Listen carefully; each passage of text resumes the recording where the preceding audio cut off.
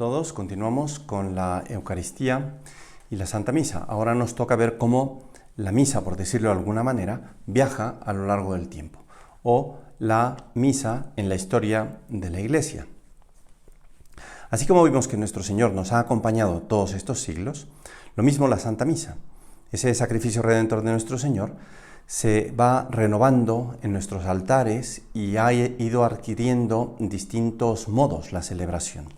Me gustaría hablar brevemente acerca de esa evolución. El santo sacrificio del altar nunca se ha celebrado del mismo modo en 20 siglos, no se ha celebrado igual. Imagínate que vives en tiempos de nuestro Señor.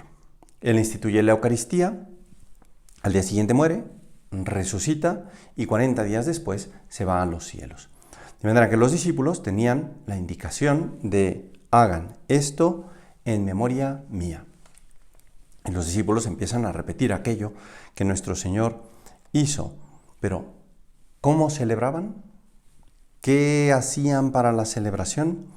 Bueno, pues desde la estructura más simple, que consistía en, vamos a decir, 4 partes, una procesión de entrada, alguna lectura de la Biblia, del Nuevo Testamento, el beso de la paz y la celebración propiamente dicha de la consagración, es decir, la celebración con el pan y con el vino. Bueno, pues desde esa estructura más rudimentaria, más pobre, más simple, más sencilla, fue evolucionando. Poco a poco se podría decir que la celebración se fue enriqueciendo con salmos, con cantos, con oraciones que se fueron introduciendo poco a poco. Se introdujo el Gloria, el Señor ten piedad, el Aleluya, la oración de los fieles. Esto es a lo largo de unos cuantos siglos. En algún tiempo, por ejemplo, los catecúmenos, es decir, las personas que se querían convertir, obviamente no podían recibir la comunión.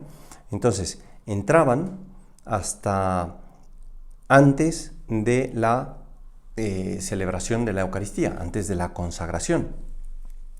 Es decir, tenían la entrada, el Señor ten piedad, el Gloria, las lecturas, la explicación de las lecturas, una explicación bastante catequética, y la oración de los fieles, y los despedían. El beso de la paz y vámonos. Porque no podían participar, insisto, de la comunión. Poco a poco se fue enriqueciendo cada vez más, se introdujo el credo, lavados de manos, besos al altar, procesiones con cirios, con el crucifijo, las vestiduras del sacerdote se multiplicaron, junto con el uso del incienso, genuflexiones.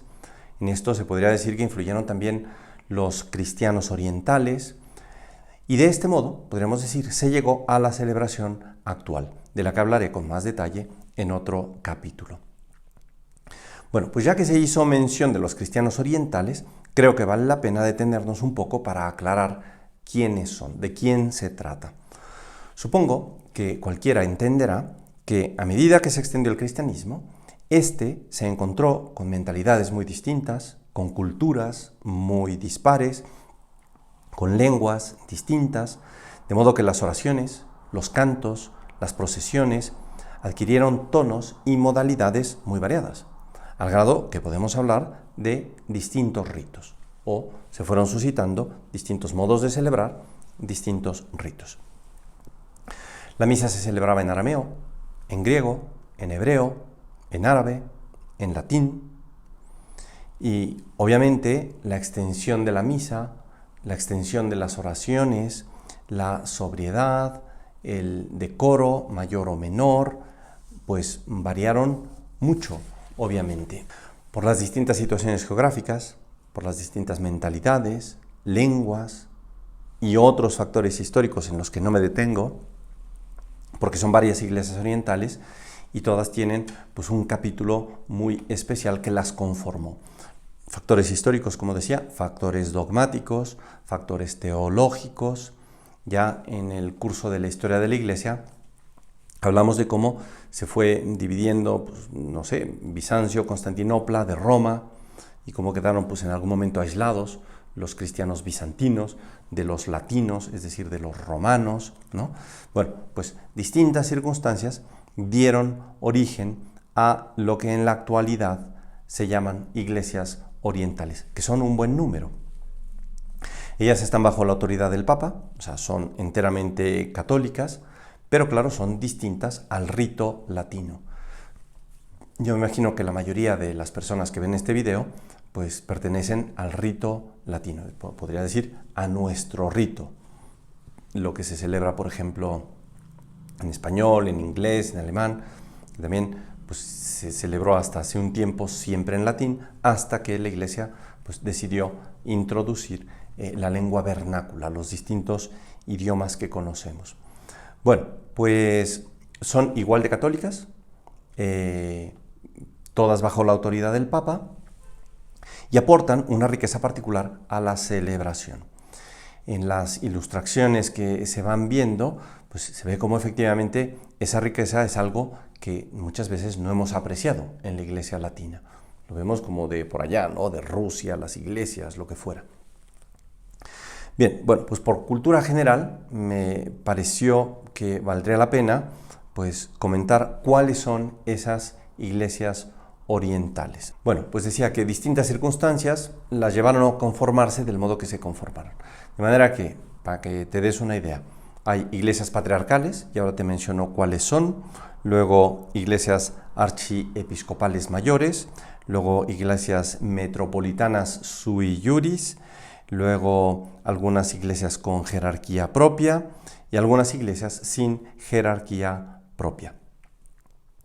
Sería muy largo entrar a toda la variedad de esas iglesias. Simplemente te comento, las iglesias patriarcales son la Iglesia Católica Armena, obviamente se daba en Armenia, la Iglesia Católica Caldea, que se dio en Siria, la Iglesia Católica Copta de Egipto, la Iglesia Católica Siria, que se dio en Siria, Líbano, la Iglesia Católica Maronita, tal vez con esa estamos un poco más familiarizados porque hay maronitas, digo concretamente en México, se dieron en Líbano, y la Iglesia Greco-Melquita Católica, que es, pues, nació con sede en Damasco. Son iglesias patriarcales. Luego, iglesias archiepiscopales mayores, pues son la Iglesia Siro-Malabar, que se situó en Kerala, India, es la región de la India, digamos, con más católicos. Luego la católica Siro-Malankara, que también es de por allá, de Kerala, India. Luego la iglesia greco-católica ucraniana, de Ucrania, como se podrá uno imaginar. La iglesia greco-católica rumana, que se dio en Rumanía. Luego, iglesias metropolitanas sui iuris, pues es la iglesia católica bizantina rutena, que se dio tanto en Ucrania como en la República Checa. La iglesia greco-católica eslovaca en Eslovaquia, la greco-católica húngara en Hungría, la greco-católica etiópica en Etiopía y la Iglesia Católica de Eritrea. Otras iglesias orientales, las que tienen jerarquía propia, pues la Iglesia Católica Bizantina Búlgara de Bulgaria, como se podrá uno imaginar, la Iglesia Católica Bizantina Griega, la Iglesia Católica Bizantina Ítalo-Albanesa, la Iglesia Bizantina Católica de Croacia y Serbia y la Iglesia Greco-Católica de Macedonia. Y por último, las iglesias sin jerarquía propia. Es la Iglesia Católica Bizantina Albanesa, la Iglesia Católica Bizantina Rusa y la Iglesia Greco-Católica Bielorrusa. Bueno, pues como ves, es un buen número de iglesias que mantuvieron distintos ritos.